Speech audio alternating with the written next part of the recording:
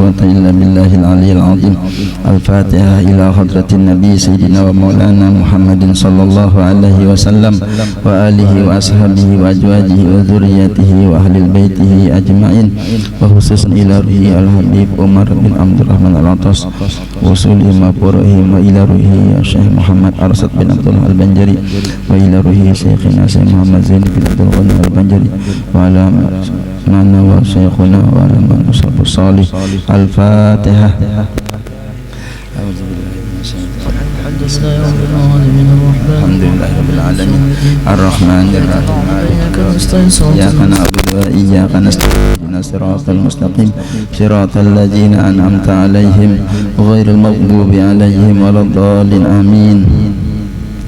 A'udzu billahi minasyaitonir rajim. Bismillahirrahmanirrahim. Alhamdulillahilladzi sarrafa hadhil ummata bil manakibil aliyah wa manna ala ba'dihim bittila'i asrarihi wa tara minhum bil wilayah. Wa usalli wa usallimu ala sayyidina Muhammadin ma'dinil asrarir rabbaniyah wa ala alihi wa ashabihi wa tabi'i sunnatihim as-saniyah. Wa ba'du. Disebutkan dalam kitab Musnad Al-Firdaus dari Imam Ad-Dailami satu hadis yang diriwayatkan oleh Mu'az bin Jabal radhiyallahu anhu. Rasulullah bersabda, zikrul anbiya minal ibadah wa zikrus solihin kafaratun wa zikrul mauti sadaqatun wa zikrul qabri yuqarribukum minal jannati. Artinya, menyebut kisah para nabi adalah ibadah, menyebut kisah orang-orang solih adalah penembus dosa, ingat mati adalah sedekah, dan ingat kubur mendekatkan jalan ke surga. Nah, alhamdulillah kita bersyukur kepada Allah yang mana Allah Subhanahu wa taala telah mentakdirkan kita kembali kita berkumpul di majlis yang penuh barakah ini dalam kita bersama-sama beribadah, yaitu membaca rotib, dan tadi sudah kita membaca maulid habsi menyebutkan kisah Nabi, salawat kepada Rasulullah, yang mudah-mudahan ini menjadi bekal ibadah kita, sanggup kita untuk akhirat kelak. Dan Allah Subhanahu wa taala mengampuni dosa kesalahan kita, dosa kedua orang tua kita, dan Allah Subhanahu wa taala meridhai, merahmati, mengabulkan hajat kita semua. Amin ya rabbal alamin. Dan kita melanjutkan lagi dengan membaca manaqib, menyebutkan kisah orang-orang salih, yaitu manaqib Al-Habib Umar bin Abdurrahman Al-Atas.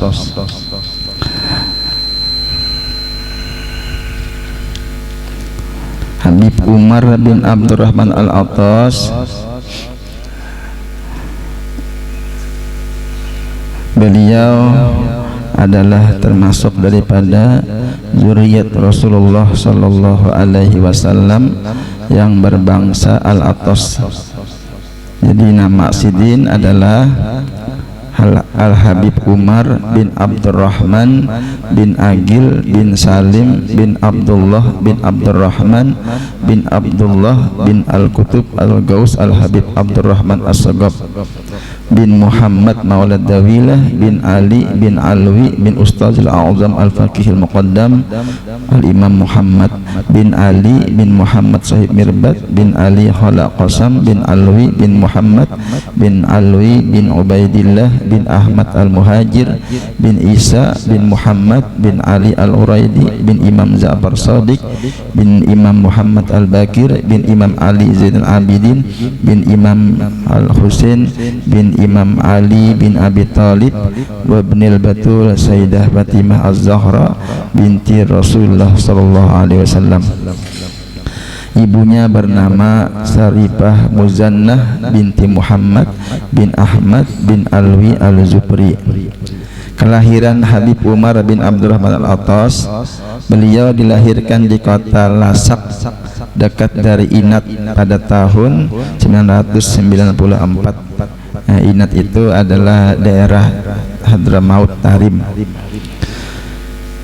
dan dibesarkan di pangkuan ayahnya, dan dalam tingkah lakunya beliau beradab seperti ayahnya yang dijadikan cerminan bagi dirinya. Beliau telah buta matanya dari kecil, akan tetapi telah dibukakan mata hatinya oleh Allah Subhanahu wa Ta'ala, sehingga beliau menjadi orang yang sangat pandai dan dapat menghafal semua yang didengarnya. Jadi Sidin dalam keadaan buta, tetapi Allah Ta'ala memberi apa yang didengar langsung Sidin hafal. Beliau tumbuh sejak kecil dengan ibadah dan zuhud, sehingga terlihat tanda-tanda keberhasilan pada dirinya. Dan terkadang beliau juga pergi ke kota Tarim dari kota Lasak, dan dalam perjalanannya tersebut beliau sholat sunat di masjid yang dilaluinya sebanyak 2 rakaat, dan beliau juga terkadang menimba air untuk mengisi tempat air di masjid. Jadi Sidin berangkat nih lah, maka dalam keadaan buta, mungkin berkawan mungkin juga sampai di masjid, sehingga Sidin isiakan banyu nang di masjid itu. Banyak di antara guru-guru beliau, dan beliau menjadi ulama, menjadi dai. Di antara murid-murid beliau adalah anak beliau sendiri, yaitu seperti Habib Husin bin Umar Al-Attas yang meneruskan jejak langkahnya. Di antara murid yang lain adalah Habib Abdullah Al-Haddad, Sahibul Ratibul Haddad, itu murid Sidin. Di antaranya lagi Habib Isa bin Muhammad bin Ahmad Al-Habsi.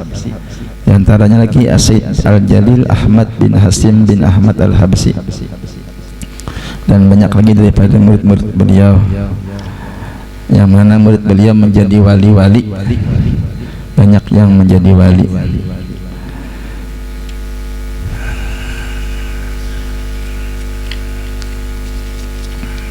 Di antara perkataan beliau,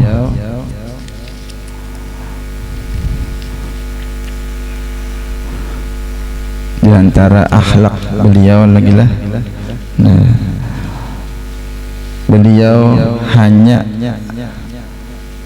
beliau sangat terkenal suka menunjukkan keceriaan dan kegembiraan pada anak-anak kecil, kepada orang tua, kepada hamba sahaya, dan kepada lain-lainnya, sehingga semua orang beranggapan bahwa dirinya lah yang paling dicintai dan orang yang paling dekat dengan Habib Umar Al-Attas.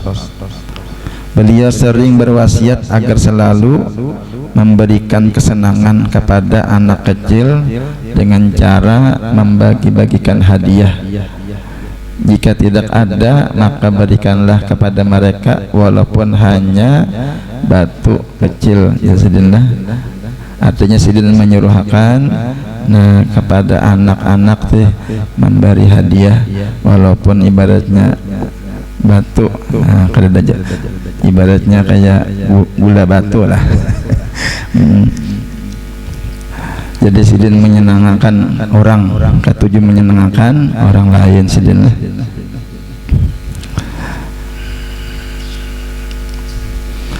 Dan beliau sering datang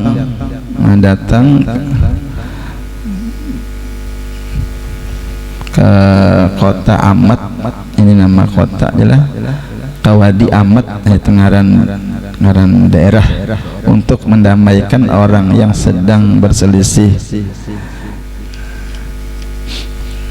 Banyak di antara karamah-karamah Sidin. Jadi Sidin itu yang menyusun Ratibul Attas jelas, yang sudah kemarin kita berijazah. Ratibul Atos.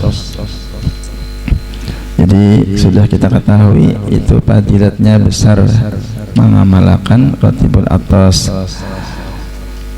diantaranya dimurahkan rezeki. Dan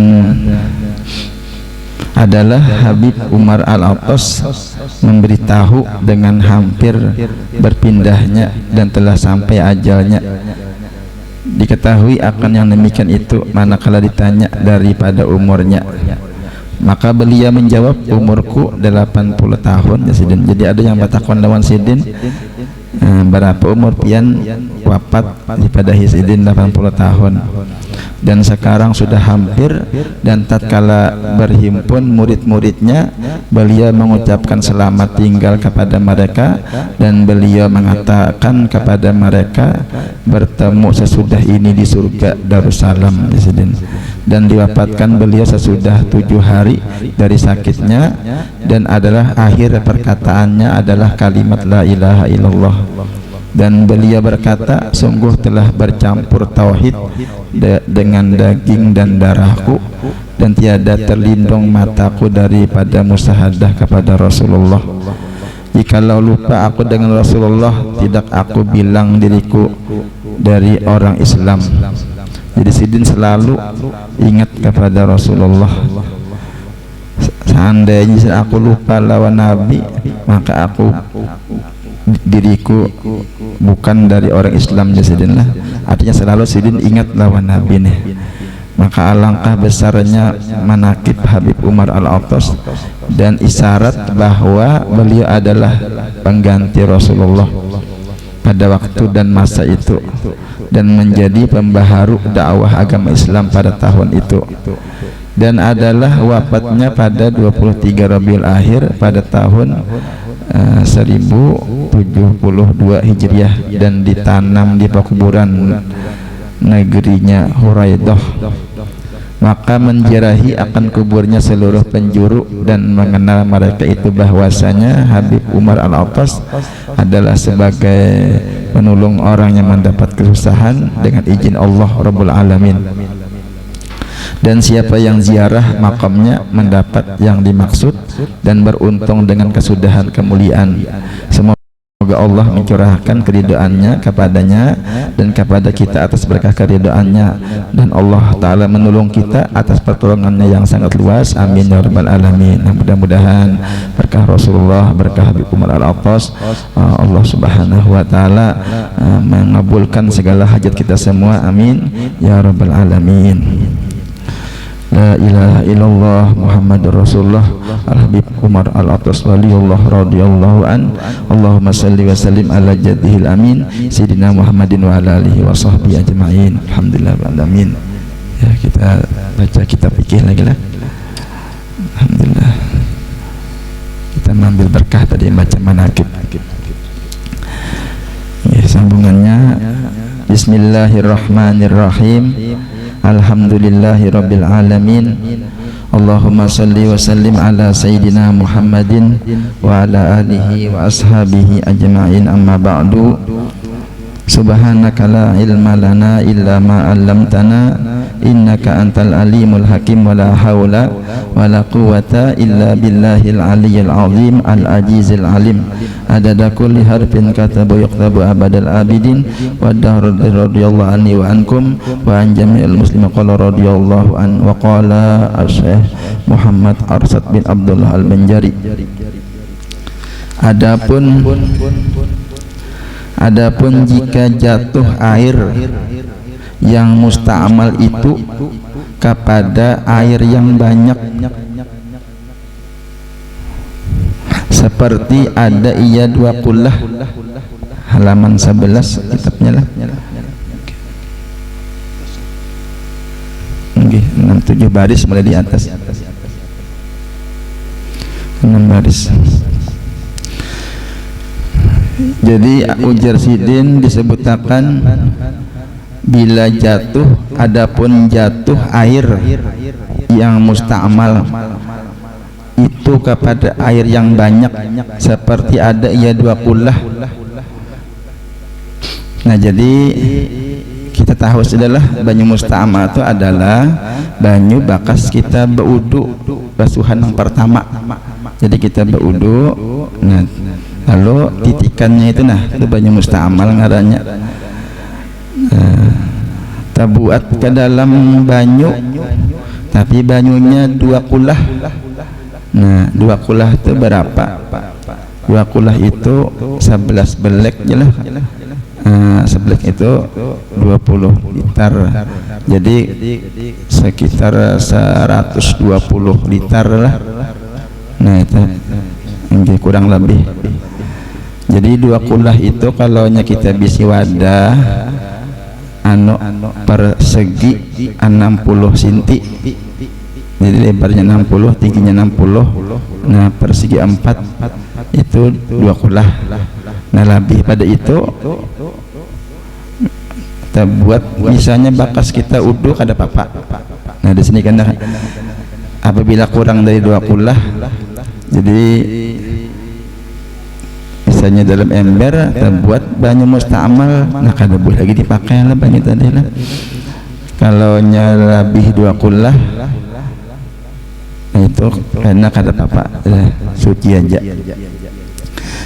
Makanya ada orang nang berwudu ajak di kolam, di kolam di sungai, banyunya banyak.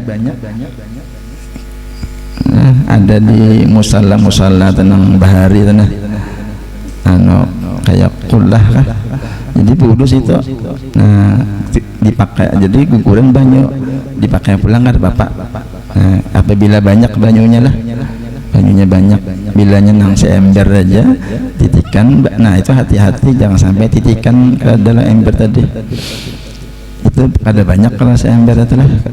Jadi 2 kulah itu, nah kalau nyadrum itu lebih 2 kulah. Jadi misalnya banyunya sedrum itu lebih.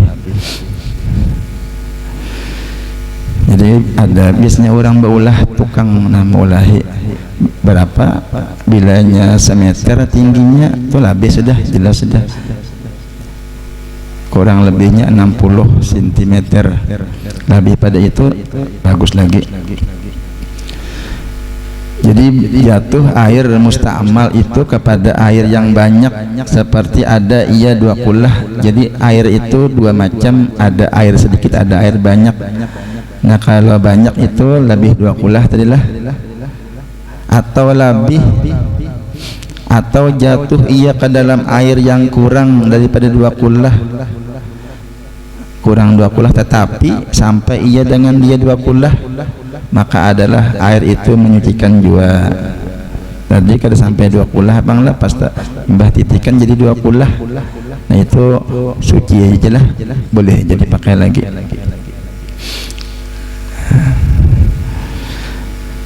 Dan jika mengubahkan air yang musta'mal itu akan dia dengan takdir yang tersebut, sekalipun inilah hukumnya yang mukhalid, yang mencampuri yang suci.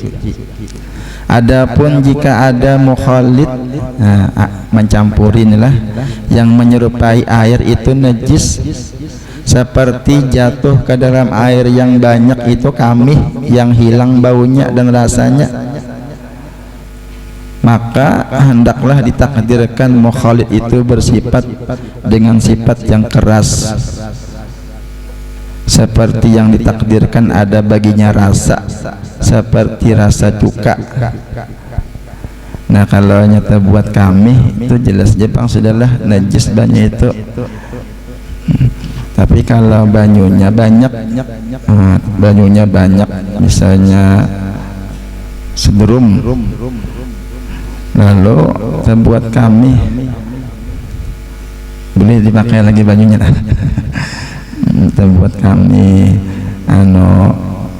pas dilihati hilang dah kaminya dah, tercampur, bau kada juga. Tapi banyunya banyak telah, banyunya banyak tadi, sederum lebih 2 kulah tadi, lebih dari 120 liter. Kada berubah banyunya, artinya kayak banyu biasa aja. Nah, maka itu boleh jadi pakai, boleh. Kalau bajunya sedikit kurang dari 2 kulah seember misalnya lah, nah buat kami itu jelas sudah najis. Jadi di sini maka hendaklah ditakdirkan mukhalid. Nah ditakdirkan itu ditentukan itu bercampur, itu bersifat dengan sifat yang keras. Jadi banyu tadi terbuat kami tadi jelas yang sedikit tadi seperti ditakdirkan ada baginya rasa. Nah kalau ada rasa berasa banyunya seperti rasa cuka, atau ada baginya warna seperti warna darah, atau ada baginya bau seperti bau kasturi. Nah itu lain buah kasturi lah, ini minyak harum. Maka mengubahkan ia akan air dengan takdir itu, maka air itu najis lah. Nah kalau banyunya tadi berbau imbah terbuat najis, maka najis. Dan jika tiada mengubahkan ia akan dia, kada berubah banyunya lah dengan takdir itu, maka air itu suci lagi menyucikan, seperti yang lagi akan datang kenyataannya dalam pasal air yang mutanajis. Nah karena najis ada dijelaskan. Jadi kalau terbuat tadi kada berubah banyunya, tapi syaratnya banyak tadilah itu. Nah kalau kada berubah kada najis, kalau berubah jadi najis. Masalah jika sak seseorang ngaragu-ragu, sak teragu-ragu, adakah obah air itu banyak atau sedikit? Ini berubahkah? Kadang-kadang banyunya sedikit-kah? Berubahnya banyakkah? Maka adalah hukum air itu seperti berubah sedikit jua. Dan jika sak iya, adakah hilang obahnya yang banyak atau tiada hilang? Adalah hukumnya seperti tiada hilang obahnya, maka air itu tiada suci. Dan jika sak ragu-ragu nih, ya adakah benda itu mukhalid atau mujawir? Nah, atau jadi benda yang terbuat dalam banyu tadi mukhalid yang bercampur kata kawal lagi dihilangi. Nah, seperti misalnya apa sumba, nah itulah.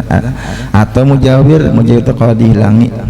Atau adakah yang mengubah itu mukhalid atau mujawir, maka itu tiada memberi bekas.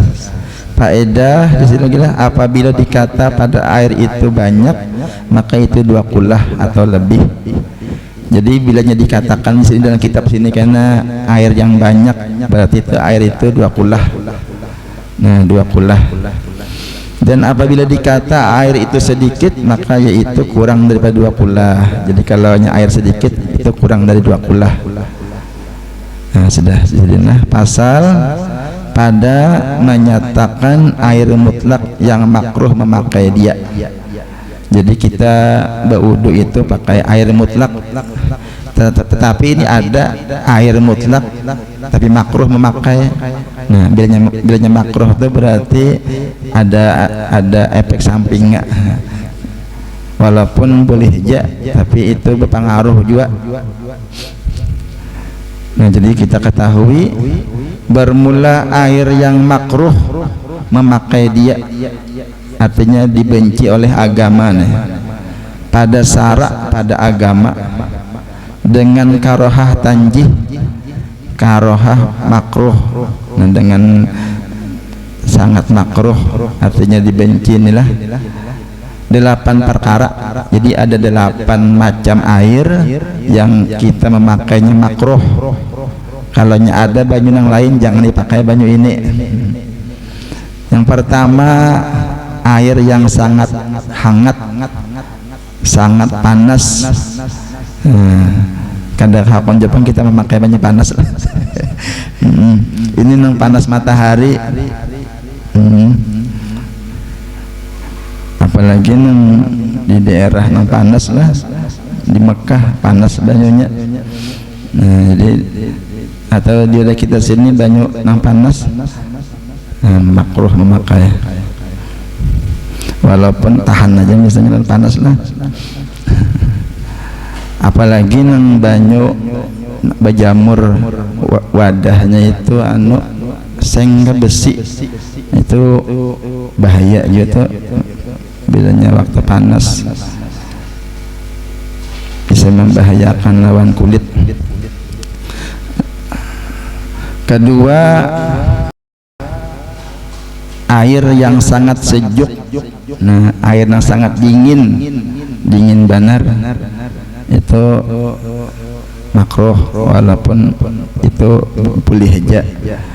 Nah, dingin benar aja lah, karena itu menegakkan ia akan sempurna rata air kada kawa rata kena bilanya kepanasan atau dingin terlalu dingin pada anggota, atau karena memberi mudarat.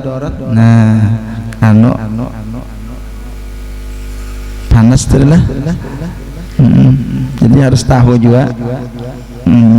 Misalnya nih hendak ke hotel, di hotel tuh anu kerannya tuh ada bilanya ke kanan habang, ke kiri anu biru kan, tak anu habang, mau panasnya jar lah. Banyak panas. Nah, sini kita tahu anunya kerannya tuh nah anu dua macam, ada panas lawan dingin. Pas bebas sudah kami pas nang tekanan nang panas tadi lah. Nah, tak wajib sini kepanasan. Nah, jadi atau karena memberi mudarat ia pada badan, maka tiadalah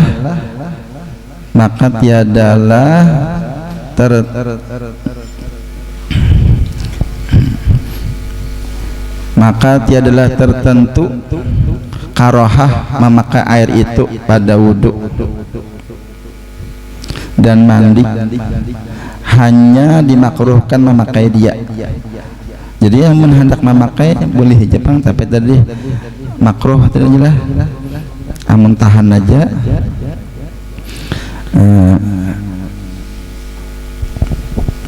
Dan tiadalah tertentu karohah memakai air itu pada wudhu dan mandi, hanya dimakruhkan memakai dia pada badan mutlak, yakni sama ada dipakai ia akan wudhu atau mandi atau lainnya. Maka keluar dengan yang sangat hangat dan yang sangat sejuk, yaitu air yang aghar. Nah, air yang sedang hangatnya, aghar itu yang sedang. Nah, kalau banyak sedang aja hangatnya jarak, aku aja kada apa-apa aja lah, ini kada panas aja lah. Nah, boleh aja itu. Dan sejuknya dan dinginnya, walaupun misalnya orang kada di kedinginan, sidin kada apa-apa aja, sidin ini sedang aja sidin dan aku, maka tiadalah makruh memakai dia. Dan jika dihangatnya akan dia, dan jika dihangatnya akan dia dengan najasah. Ini misalnya banyu, menjarang banyu lawan kayunya banyak terkena kotoran, terkena kami dijamur pang sudah kayunya lah, kotoran dinyalainya api, itu diandapnya panci, menggurak kayak banyunya panas lah, boleh aja lah banyunya diminum, kayunya kayu najis boleh aja, kalau lah kada kena aja lah. Nah, dan jika dihangatnya akan dia dengan najasah, dan jikalau dengan najasah yang mughalazah sekalipun, najis nang berat jelah mughalazah. Ketiga, air yang terjamur. Nah, banyu nang terjamur di panas matahari itu makruh hukumnya memakai, kecuali dinginakan dahulu.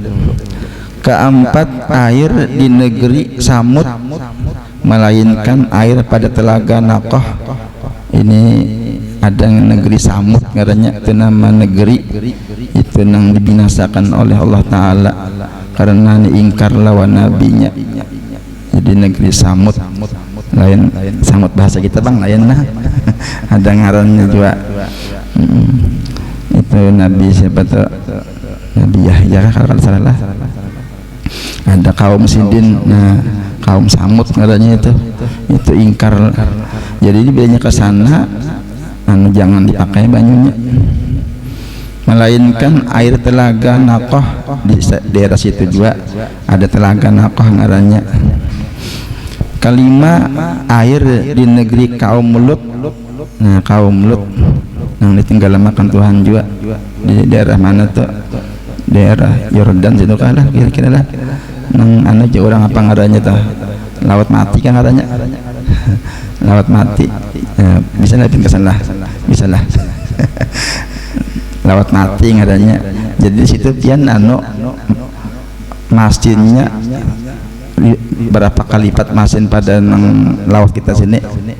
Jadi saking masanya nih kada tinggalan orang walau kada bisa kunyong betelantang aja kada tinggalan ganda timbul awak itu di laut Yordan itu laut mati ngadanya.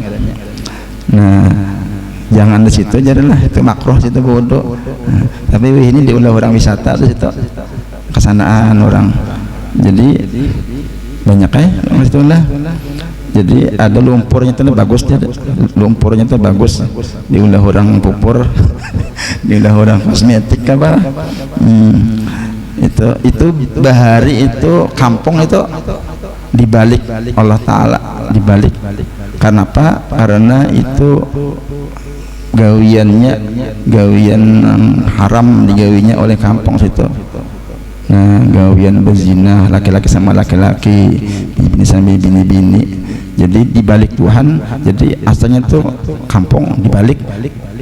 Jadi orang manusianya ke dalam tanah. Nah itu disuruhkan jangan ke sana kita. Nah, jangan ke situ. Bilanya ke situ jangan memakai banyu tadi, karena itu makruh hukumnya. Itu negeri yang dibalik oleh Allah Ta'ala karena inya maksiat gawiannya. Keenam, air pada telaga Barkhut, ini nama daerah juga lah. Ketujuh, air pada bumi Babil, itu ngaran daerah juga. Kedelapan, air pada telaga Zarwan. Nah di mana lah? Nah, tahu kita lah. Itu nama daerah-daerah di Arab sana lah. Dan demikian lagi makruh memakai tanah pada sekalian tempat yang tersebut itu akan tayamum. Nah tanah di negeri tadi makruh juga, karena tiap-tiap air dan tanah yang dimurkai Allah Ta'ala atas mereka yang mendiami. Jadi itu negeri yang dimurkai Allah Ta'ala. Jadi makruh dia memakai tanahnya kalau kita bertayamum, dan makruh memakai dia akan umpama wudhu dan tayamum. Inilah 8 perkara air yang makruh memakai dia yang tersebut di dalam kitab Tuhfah dan kitab Nihayah. Dan menambahi Khatib Sarbaini dalam kitab Mughni akan yang 9, yaitu air telaga yang dihantarkan dalamnya seher bagi Rasulullah. Jadi pernah Nabi ini diseher orang lah. Nah di telaga situ dimakruhkan juga kita juga mengambil wudhu di situ. Maka yaitu makruh memakai dia.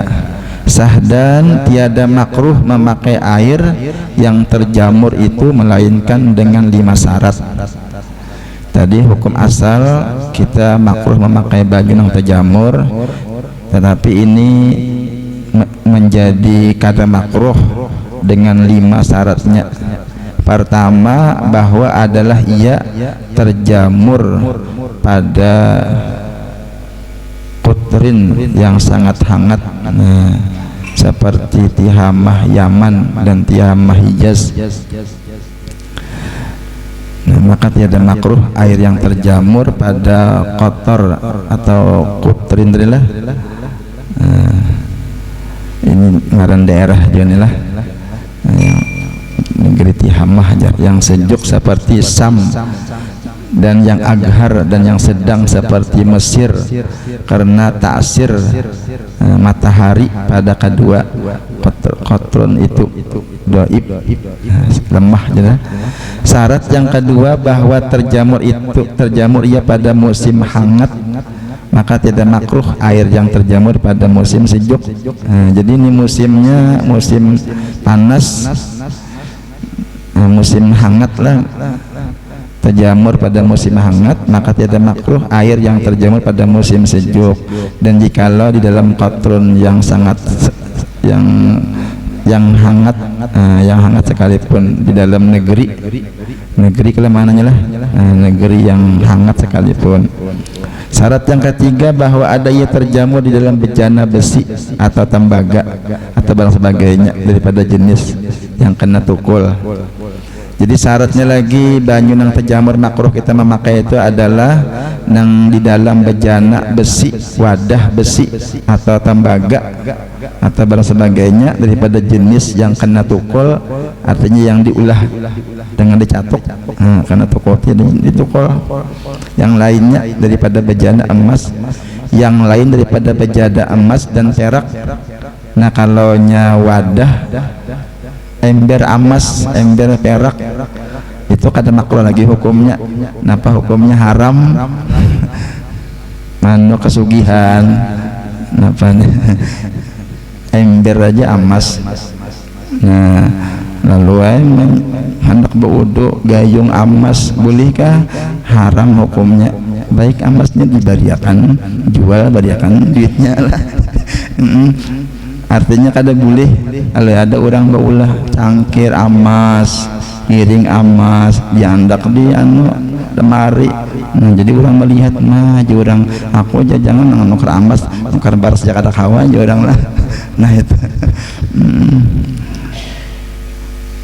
jadi emas itu diulah perhiasan aja, kada usah diulah nang kayak alat apa wadah-wadah lah. Orang nang miskin menangis melihat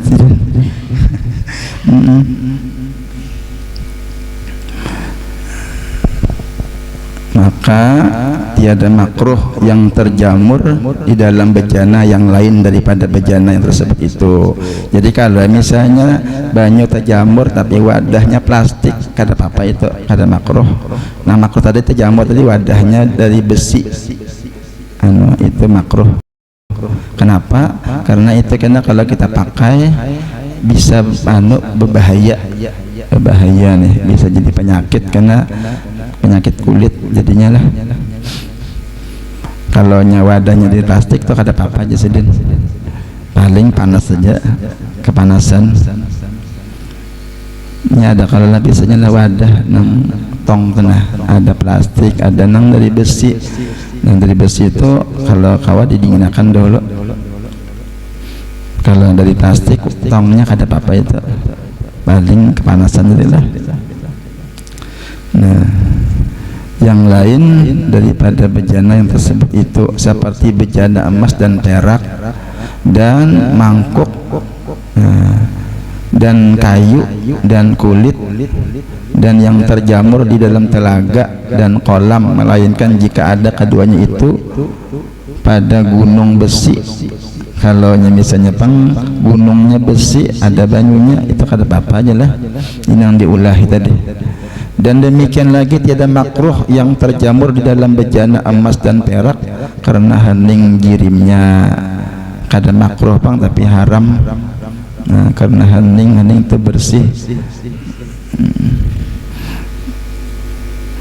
Dan jika ditakdirkan ada baginya tembaga sekalipun, dan demikian lagi tiada makruh yang terjamur di dalam bejana besi atau tembaga yang disadur dengan emas, dilapisi emas. Kada makruh adalah, tapi tadi hukumnya haram. Di kitab lain disebutkan itu haram hukumnya. yang disadur yang dilapisi dengan emas atau perak, jika ada sadurannya itu tabal sekira-kira menegakkan sadurannya itu akan keluar suatu daripada bejana yang disadur itu, seperti yang tersebut dalam kitab Tuhfah dan kitab Nihayah. Bersalahan yang tercampur yang terjamur di dalam bejana emas atau perak yang disadur atau dicampur dengan besi atau tembaga atau sebagainya, maka yaitu makruh memakai dia. Syarat yang keempat, nah inilah karena akan datang kita baca lagi, mudah-mudahan ada barokah manfaatnya, mudah-mudahan kita sebaratan selamat dunia selamat akhirat, diberi husnul khatimah indal maut, amin ya rabbal alamin. Sampai di sini mudah-mudahan ada barokah manfaatnya. Al-Fatihah. A'udzubillahi minasyaitonirrajim. Bismillahirrahmanirrahim. Alhamdulillahirabbil alamin arrahmanir rahim maliki yaumiddin. Iyyaka na'budu wa iyyaka nasta'in ihdinas siratal mustaqim siratal ladzina an'amta 'alaihim ghairil maghdubi 'alaihim waladdallin. Amin. Amin. Bismillahirrahmanirrahim. Alhamdulillahirabbil alamin. Allahumma shalli ala sayyidina Muhammadin wa ala alihi wa ashabihi ajmain. Allahumma inna nas'aluka taubah wal maghfirah wat taufiq wal hidayah wal istiqamah wa husnul khatimah. Masya Allah, la haula wa la quwwata illa billah. Wa sallallahu ala sayyidina Muhammad wa alihi wa sahbihi wasallam. Alhamdulillahirabbil alamin. Taqabbalallahu minkum.